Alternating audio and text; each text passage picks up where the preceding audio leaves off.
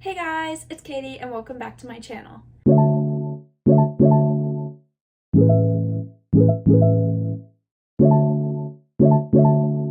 I'm back with another AICE Media Studies CCR, and today I'll be covering question 3, which asks, how did your production skills develop throughout this project? So, to answer this question, my journey began from the very first day in AICE Media Studies when I was able to gain an understanding of the class and what AICE was looking for my final project.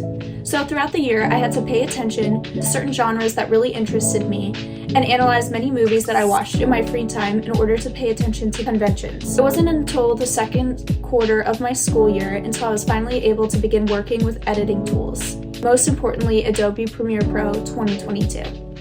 Around this time, I was able to learn about different features on the editing software, such as how to add transitions, adjust the audio, adjust clips, and even change the color saturation of my clips. I was able to start applying these skills that I learned from my midterm film opening titled Star 67. This project was a turning point in my development in filmmaking, as I'm currently able to reflect back on my film opening and see things that I could have changed or done differently in order to improve the overall quality. To fast forward, in my third quarter, I spent lots of time reflecting on this midterm in order to find things that I would like to improve and change in my editing skills in order to apply them to my final project. I believe that I was able to shift my skills from a beginner to an intermediate level by paying close attention to these aspects of my film, reflecting, taking corrections to apply them into my current work. Now, shifting to my final exam. When my partner and I began brainstorming storylines for our film opening, we had trouble narrowing down options because we had a desire to film so many different genres. However, Claire and I both agreed that we thought our strongest genre was horror. We both have a creative mindset, and we agreed that our strong suits were in special effects and costuming. So we decided to follow this genre, but as a horror thriller instead. My partner and I took inspiration from our favorite film scenes, including the Jaws beach scene and the Scream opening scene. Originally, we decided that we wanted to make a movie about a shark attack, and we wanted to do something that would allow us to have more creative freedom. So, we still incorporated the shark attack-esque idea into our film, however, changed our film into a more paranormal/demonic style of film titled Lucid. We chose this name of our film because we wanted the overall idea of our film to be about a group of religious girls being made aware of their sins and the overall irony of them claiming to be Christian. We did tons of research about the Christian religion in order to prepare ourselves for the production of our film. We chose the number of characters that we had with a purpose. Each character represents a different book from the Old Testament, and their costuming choice and overall demeanor corresponds with the main idea of each book. Genevieve represents Genesis, Emma represents Exodus, Lexi represents Leviticus, Nicole represents Numbers, and Danielle represents Deuteronomy.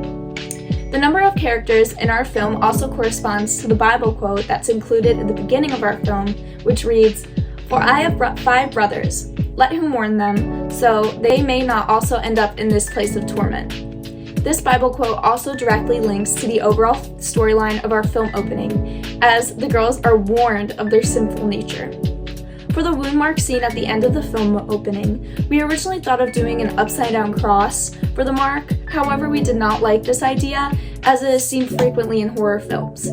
So we began researching the pentagram and learned that the pentagram's original meaning corresponded to the Christian faith, and the 5 points of the star represented the 5 senses of Jesus.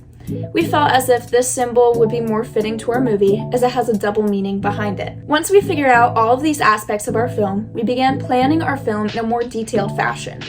We began by creating a storyboard, planning out what each shot sequence would look like. Then we created mood boards for each of our characters so we could begin our casting process.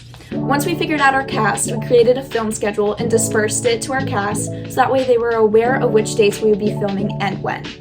My partner and I also began scouting exact locations at this time, that way we could find the perfect area to film that wasn't populated with people. We ultimately decided on Lido Key, as it's close to both of us, has a great landscape, and is quieter beach compared to the other beaches around us. Once we figured out all of these aspects of our film for our researching and planning steps, we thought we were set to film. However, there was one curveball. We weren't able to get our hands on the equipment that we needed from our teacher.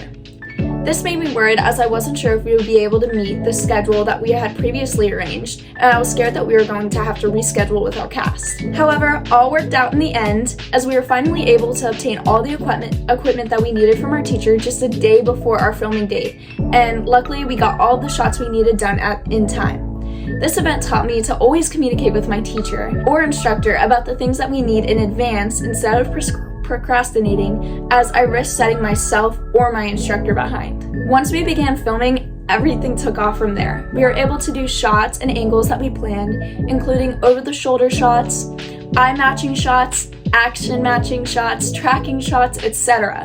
We even had some spontaneous moments throughout the filming process and decided to add or change some of the shots that we previously planned upon, adding to the creative aspects of our film. I also learned a lot about lighting techniques throughout the filming process too. Once I learned how to operate the GVM light fixture, I was able to change the coloration to a more warmer tone to mimic the sunset, adding to the storyline of our film. I also utilized lighting techniques in the car scenes in order to enhance shadowing in our shots. We created a chiaroscuro effect during our eye match scene, which added to the eerie tension occurring in the scene. I was also able to experiment with different text styles and fonts for our opening credits and our title sequence. For the opening credits, I chose a more simple typewriter-style font in order to not draw away from the overall theme of our film. In contrast, for our title sequence, I chose a more haunting, thicker font in a red color in order to play into the gore included in our film. The research, production, and stylistic choices that I made throughout this filmmaking process really taught me about the amount of work that goes into a film. I was able to improve my skills on Adobe Premiere Pro 2022, and I hope to be able to use these skills that I've developed in transitioning, color correcting, audio adjusting, etc. in my future as I plan to major in broadcast journalism. I also learned about myself in this process. I learned about my ability to compromise with others on stylistic choices, and I learned how to manage my time wisely to meet the needs of others. While I did have a mix-up while scheduling and renting equipment from my teacher, I still feel that my partner and I were very successful in running a smooth production process. So, that wraps up my CCR for question 3, which states, how did your production skills develop throughout this process? Thank you so much for watching, and make sure to stay tuned for my CCR question 4. Bye!